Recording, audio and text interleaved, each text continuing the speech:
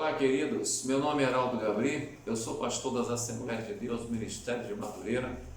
Moro na cidade de Santo Antônio de Pádua, no estado do Rio de Janeiro. E este é o canal, o nosso canal, Aos Confins da Terra. Antes de nós gravarmos esse vídeo, eu preciso pedir a você que ainda não é inscrito, faça a sua inscrição, assista o vídeo, caso goste, deixe o seu like, o seu joinha e principalmente compartilhe o vídeo com o maior número de pessoas possíveis. Somente dessa forma nós poderemos verdadeiramente levar a palavra do Senhor aos confins da terra. Queridos, estamos falando acerca da pessoa do Espírito Santo. Falamos várias coisas, tá? E hoje nós vamos comentar um pouquinho sobre batismo com o Espírito Santo e novo nascimento. Tem pessoas que costumam fazer confusão sobre esses dois parâmetros da obra do Espírito Santo.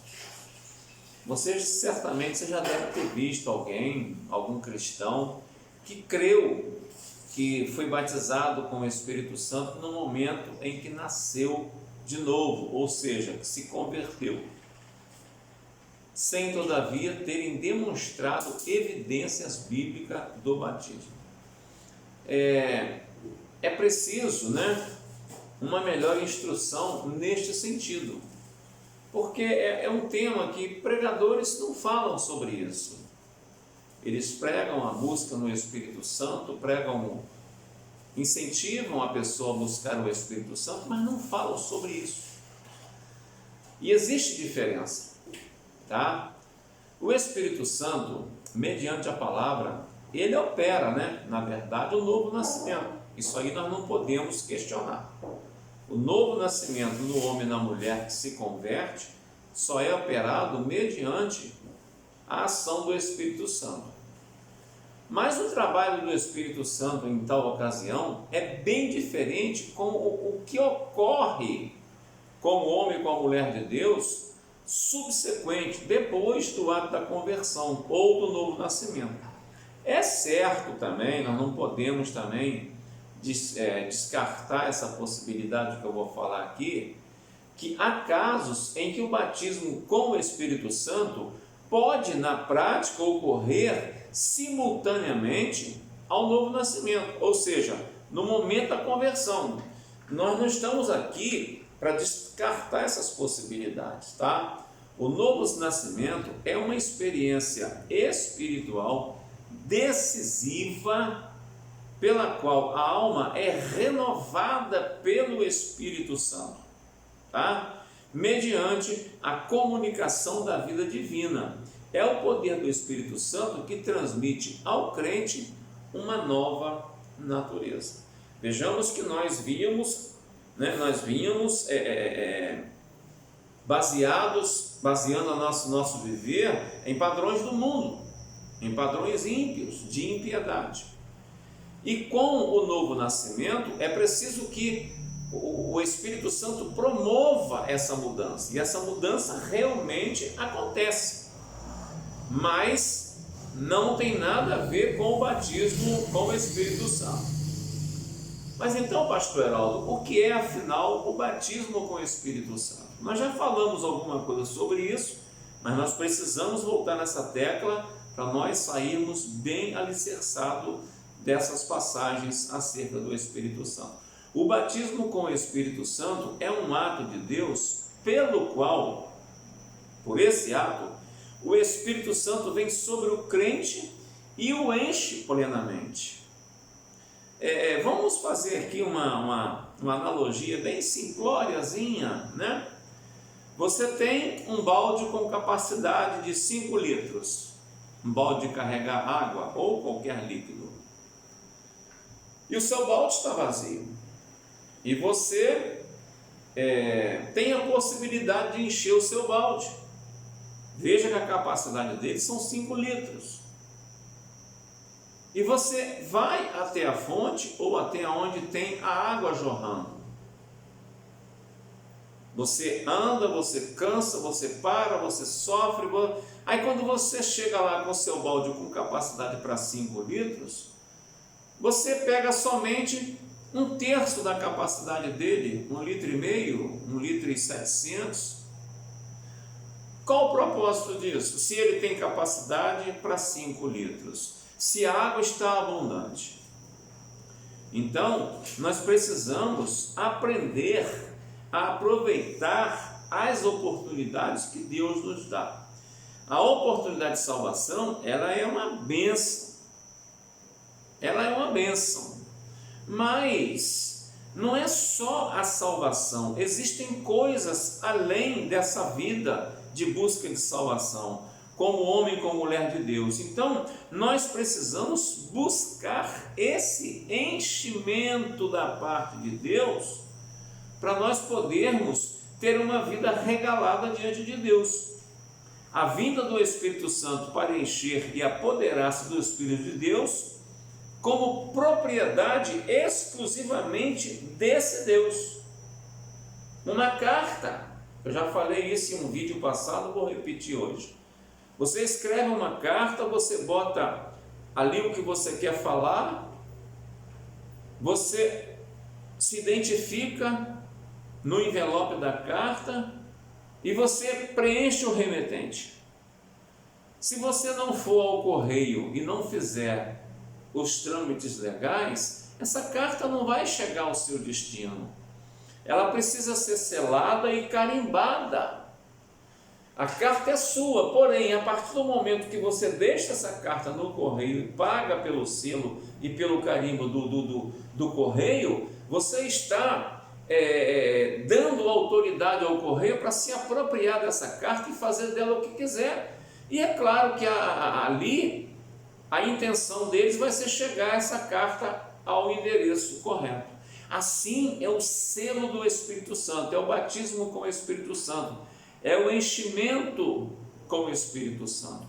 O Espírito Santo outorga aos seus variados ministérios de acordo com a sua vontade soberana, dando ao crente poder para testemunhar do próprio Cristo e por Cristo na proclamação do seu Evangelho. Para isto é dotado pelo Espírito Santo de sólidas convicções e de lábios ungidos. A referência, se você quiser mais tarde, Atos 1:8, Atos 2:4, Atos 8, versos 5 a 8 e Atos 13:7.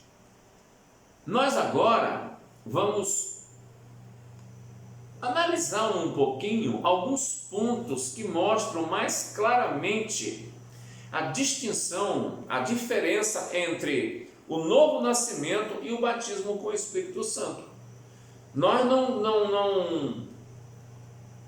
não podemos deixar de ver isso, porque isso vai nos trazer uma consciência mais apurada acerca desse assunto, atentando para o fato que vários grupos mencionados no Novo Testamento receberam o batismo com o Espírito Santo algum tempo depois de se converterem.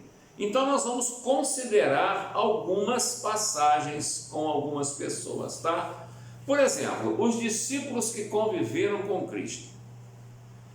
Estes já haviam confessado ser Jesus o Cristo, o Filho de Deus vivo.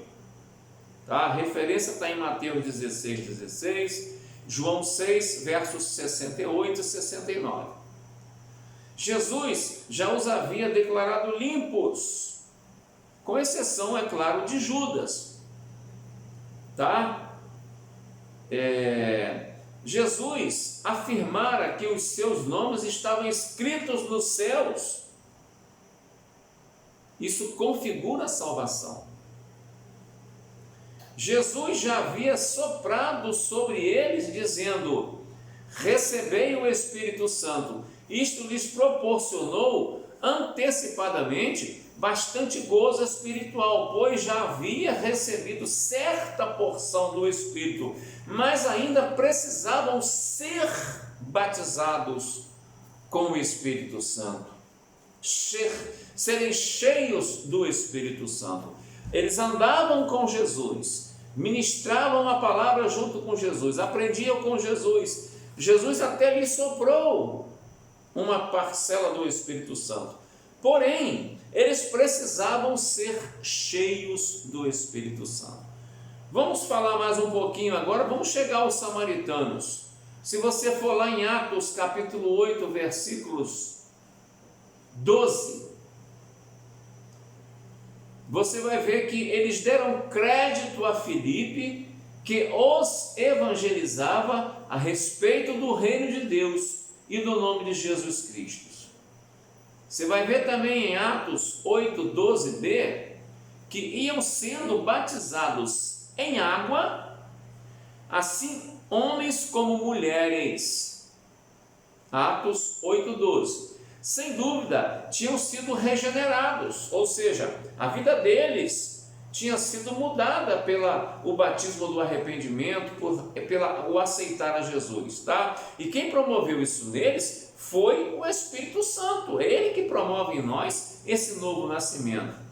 E o que nós deduzimos à luz do versículo 12 de Atos 8, conforme analisamos acima, entretanto, mais tarde receberam o batismo com o Espírito Santo quando os apóstolos vieram de Jerusalém e impuseram as mãos sobre eles. Atos 8, versos 16 e 17.